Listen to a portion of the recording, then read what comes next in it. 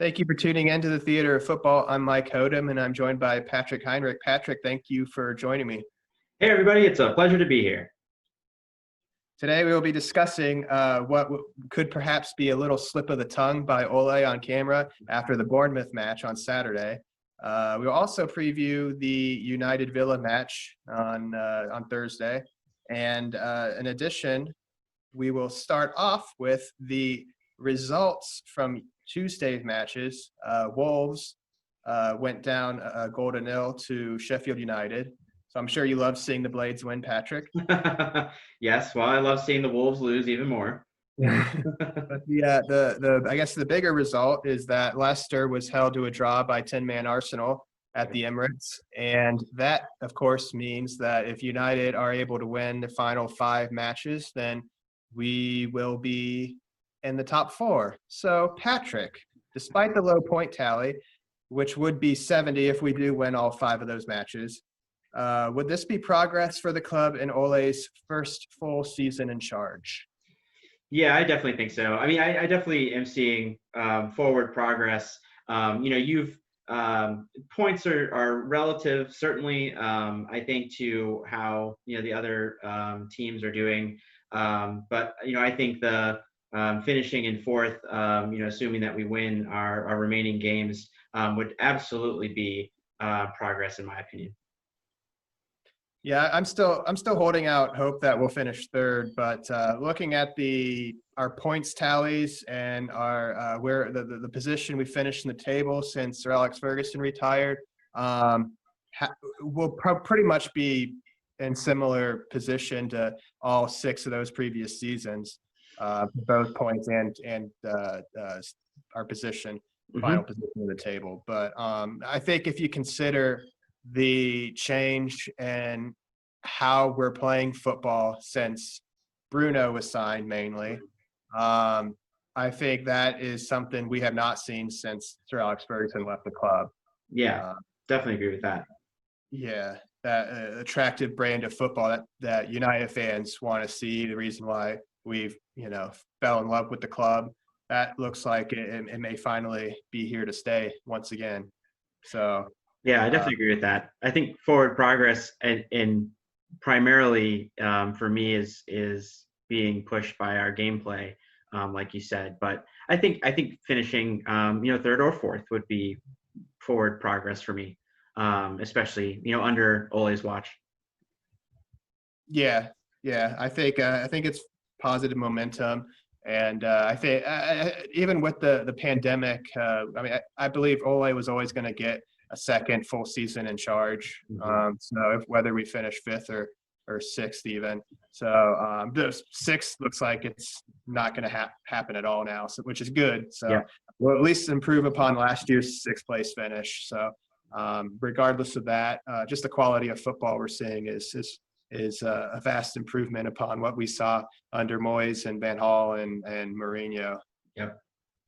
But focusing on our matchup with Villa, if you saw the Bournemouth match, Victor Lindelof was subbed off at halftime with a back injury. It wasn't serious, and he was able to return to training on Tuesday. Word is he is a doubt for Thursday's game. Patrick, is it worth the risk to start him against Villa? I've been thinking about it, and I don't think it's worth the risk to start him against Villa. I think that there's an opportunity to start by and then have him on the bench and bring him in. If we were playing a different club, I'd say it might be more worth the risk to have him start. But based on the performance that we saw with Aston Villa in their match against Liverpool, I don't think we need to risk Lindelof, because we'll definitely need him later on against Leicester at least. Yeah, I think with the quick run of games through this entire month, it might just be wise to give him a rest, even if he's feeling good Thursday morning. Eric Bailly can come in and hopefully he plays well and helps us get the 3 points. But Aston Villa have not looked very threatening in their games coming back from break. they seem to lack that final ball or that finishing touch to put the ball in the net. So I wouldn't think he would be someone I would want to risk in that game either. I think Bobby should be able to do the job, and we should be able to keep a clean sheet without him. Yeah, I think so. And I don't know, maybe certainly it'll be interesting to see if we miss him running up the center of the field like he did. What was that against? Was it Sheffield or Bournemouth? I just remember him doing that against Bournemouth from open play. Right.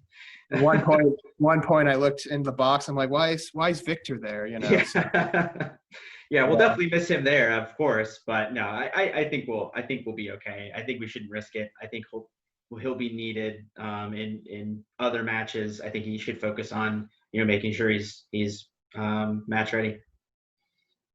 Yeah, I agree. We'll have after Thursday's game. The next game is Monday against Southampton, I believe. So he can get another few days of rest, and hopefully he can be back to feeling 100% and won't have this recurrence again.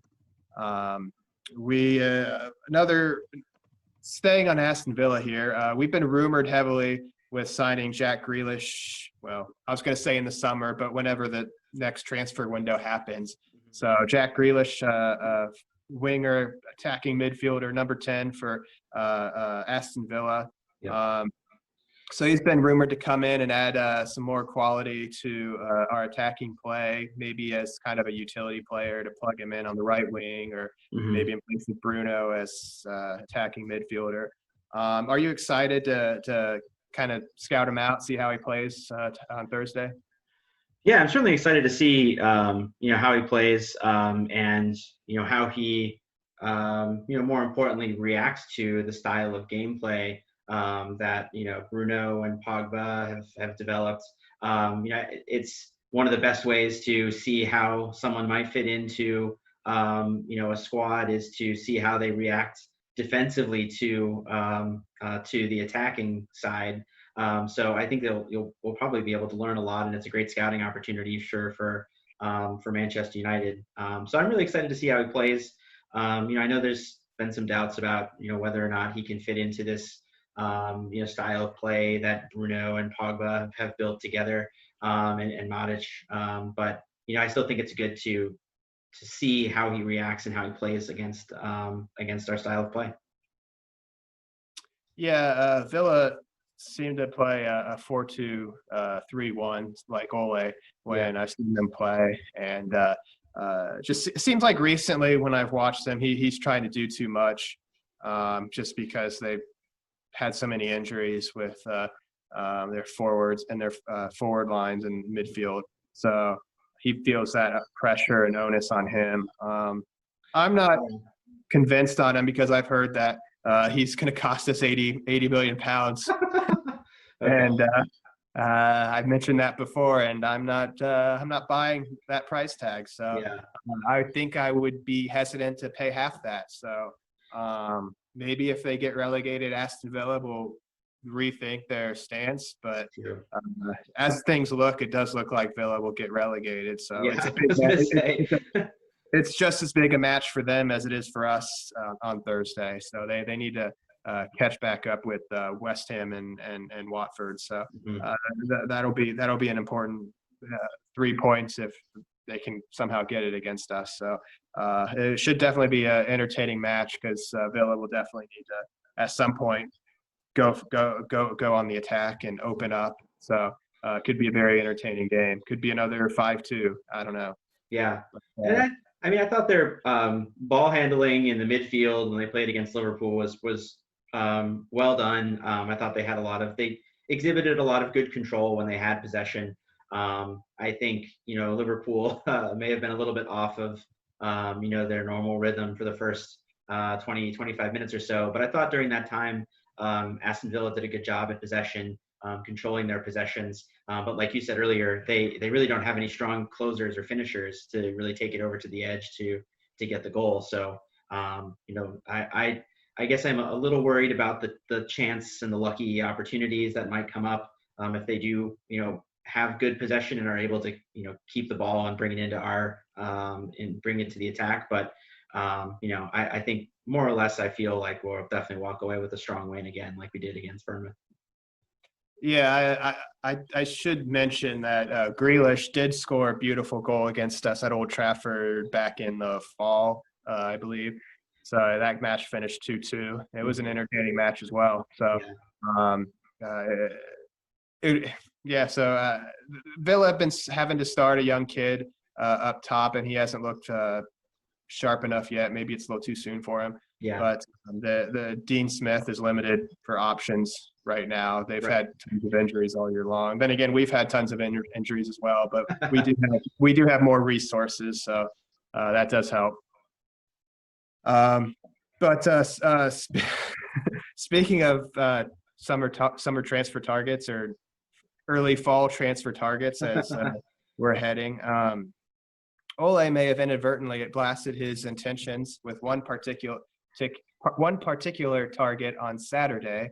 I don't know if you saw Patrick, but shaking hands after the game, Bournemouth's Nathan Ake was, I guess, he bumped elbows with Ole, and Ole was caught saying something to the extent of, "We need left-footed center back, so keep going."